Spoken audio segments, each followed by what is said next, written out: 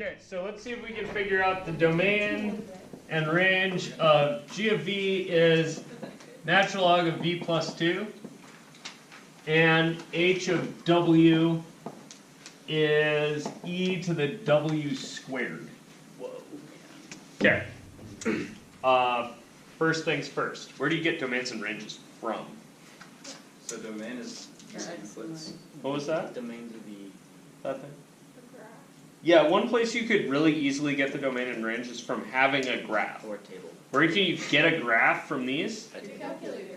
Yeah, shove them in your graphing calculator and get a picture, right? So if you get a picture, You want me to try and get a picture?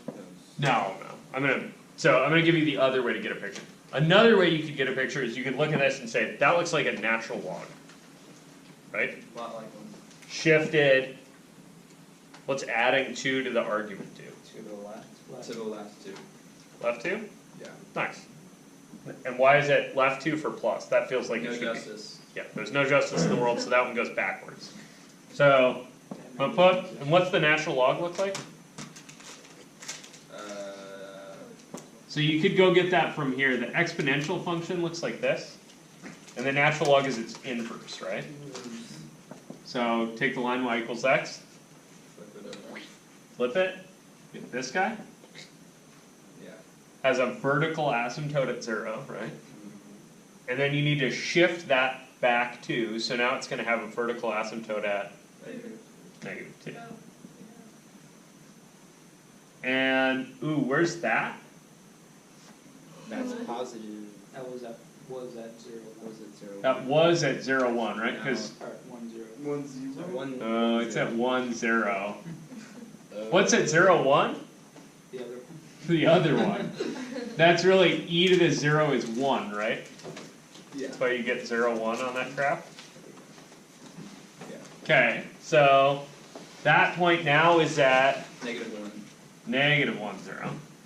And I still have a picture that looks like this. And you could certainly get this picture out of your calculator instead, right? I did. And then your range, which one's the range? Your Y.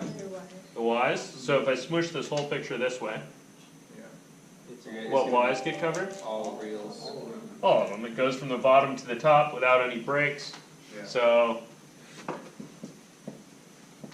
the range of G is R.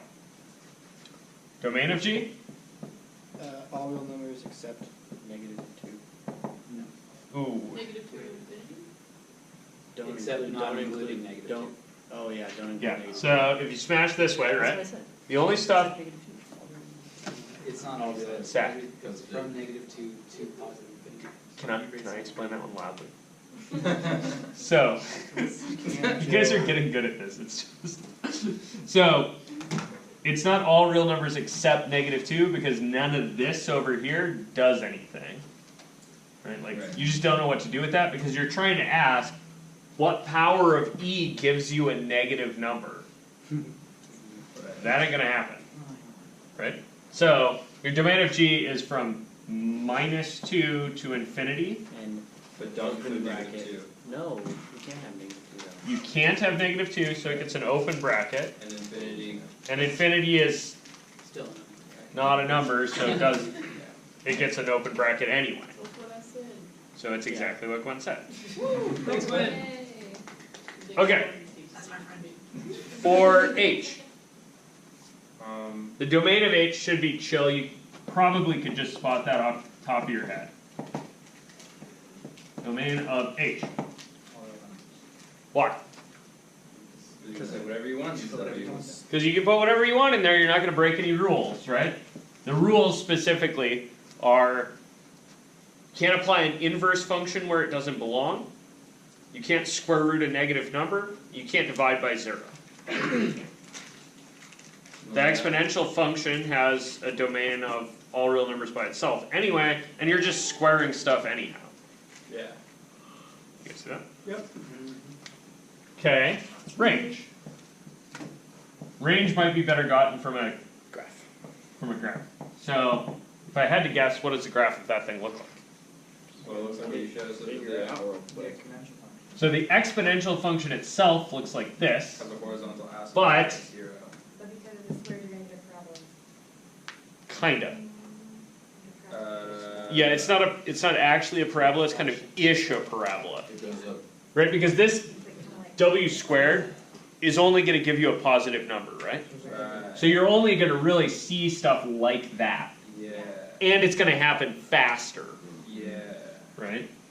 So you're gonna see something like kind of funky parabola-ish thing. It's actually much steeper than a parabola. Yeah, it's The very rate of growth is super fast. Very, very, very steep. And it's a little flatter at the bottom than I've drawn here. Like, Okay. remember when you square things, they don't always get bigger. So weird.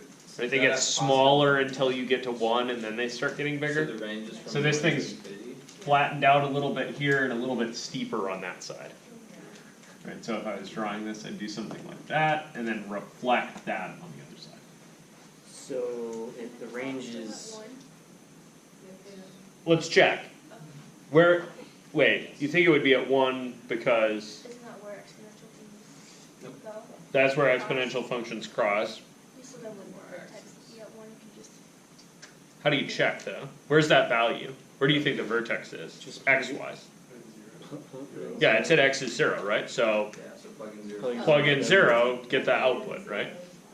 Yeah, either 0 is 1. e to the 0 is 1. So you get 0 squared is still 0, e to the 0 is 1, so you get 0, 1. Yeah. And I said that's where exponential functions cross. Was I being totally accurate with that statement? I mean, not every single exponential function crosses there, maybe. Ones that aren't shifted. Yeah. Ones that aren't vertically stretched, Oh. Yeah, exactly. right?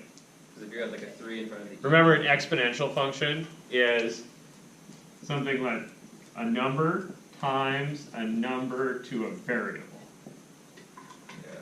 right? So this part can be a vertical stretch, right? In that case, it's 1. So in that case, it's whatever this number is. Yeah. In the case where this is 1, then it goes through 1. The question this might be kind of weird, but you mentioned that the number would get bigger unless like, let's say X is a negative number, or, I mean, I meant squaring. So when Yeah, you so- square a number, right, right, it gets bigger in absolute value unless its absolute value is already smaller than 1. right. One way you could kind of see that, squaring looks like this, right? And just the number itself looks like the line y equals x, right? Mhm. So if you think about what happens when you plug a number into squaring, well, they get bigger, right? Most of the time, except right there where they actually get smaller. In terms of y equals x. Because if you square something less And than if you 1, think about the absolute value of this, you could draw that absolute value, and you can see that the absolute value gets bigger At a certain point, it gets smaller. everywhere except in between -1 and 1 where it in fact gets smaller. Is that a calculus thing? And Yeah.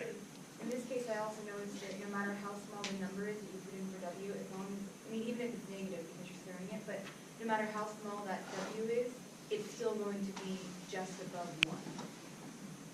Yeah, the minimum of this thing occurs at 0, 1. Yeah, but, Yeah. but for the rationalization we did before, but also for it's another way I saw it, was that no matter what number we put in there, it would always be made positive and it would not be smaller, because of the, Yeah, it'll be a little bit bigger than 0, and e to something a little bit bigger than 0 is definitely going to be bigger than 1. right. Yep. So what was my ultimate decision about range? It's closed bracket to infinity. 1, 2. It was 1 to positive infinity with a Closed bracket. closed bracket on 1 And an open bracket. and an open bracket on infinity.